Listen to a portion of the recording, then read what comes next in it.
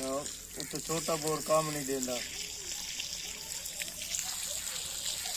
ਪਤਾ ਨਹੀਂ ਸੋਹਣਾ ਕੰਪਨੀ ਦਾ ਨਹੀਂ ਪਤਾ, ਜ਼ਫਰ ਨੂੰ ਪੁੱਛ ਲੈ। ਜ਼ਫਰ ਨੂੰ ਜੇ ਮੈਂ